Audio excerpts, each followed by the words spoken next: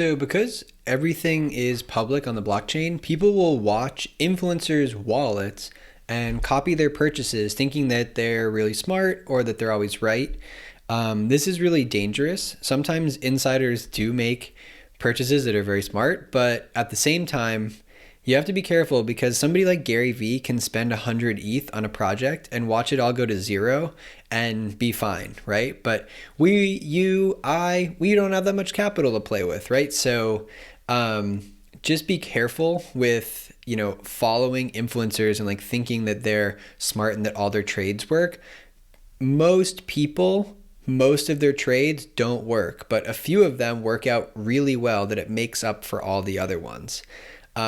Also, in this screenshot, there's this other shady thing that happens that you should watch out for where it looks like Gary Vee is minting this project, but actually what's happening is these projects are minting it to Gary Vee's wallet. So Gary has no idea this is happening, or he's not giving them any permission to do this, but they're doing it to try to convince you, oh, Gary Vee holds this NFT, so you should buy it also. So that is like a major red flag, clear sign of a scam by the project team that's doing something like that. Influencer calls are a little bit different. So if you think about it from their perspective, one guaranteed way to make money in NFTs is to buy a bunch of a project when the price is low and then tell all your followers to buy in later. And then the project goes up and you can immediately sell for a profit. This is a pump and dump scheme. It's different because it's in the NFT space, but it's the same general idea. Is it legal in the NFT space? I don't know necessarily. It's definitely not ethical. Definitely don't do this and do not follow people who do this. Be careful of this happening because it definitely happens out there. So just, be careful who you follow and who you listen to. Don't fall victim to like hype and like the fear of missing out.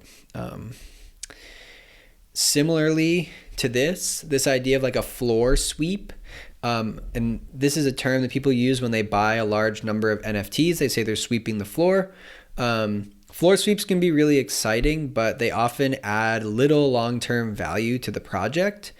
It can be really like invigorating to see the floor price go from 0.03 to 0.06, but in reality, if nobody is buying at 0.06, then the floor price is just going to go right back down to 0.03.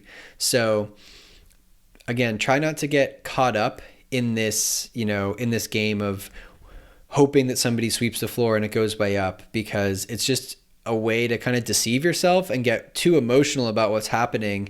And then you just end up in a bad situation where you're making decisions that are driven by emotion and not by sound decision making and logic. Lastly here, it's important to start to get an idea of like speculative value versus is real value. A lot of the value in NFTs right now and why they're selling for so much money is completely speculative. So this is not a perfect science by any means, but for some projects, they do have some real value backing up their prices. So for example, for Gary Vee's collection, you get access to his conference for 3 years. And you can put an approximate price on that.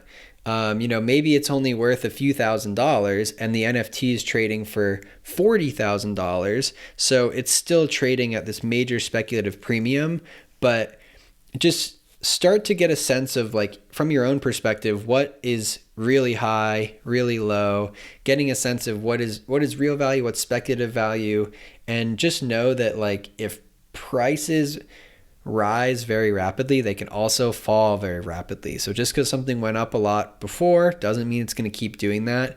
And sometimes it means the opposite's about to happen. So to finish out, taking profits, like if you're ever lucky enough to hold an NFT that is worth a life-changing amount of money to you, there's a lot of reasons to sell it. So you should not feel any shame for selling an NFT and taking profits. At the end of the day, you have to prioritize your health and well-being. And again, digital identity is cool. NFTs are awesome. Having a nice profile picture can be cool and can get you into like a cool party or something and get you on some cool pre-sale lists. But at the end of the day, like your number one priority is yourself, your own health, your own well-being. That should come before whatever you can flex on social media because you own an NFT. So again, make sure, prioritize yourself.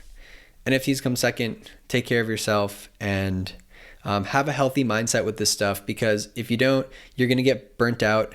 You're not going to be fulfilled, and you're eventually going to leave the space.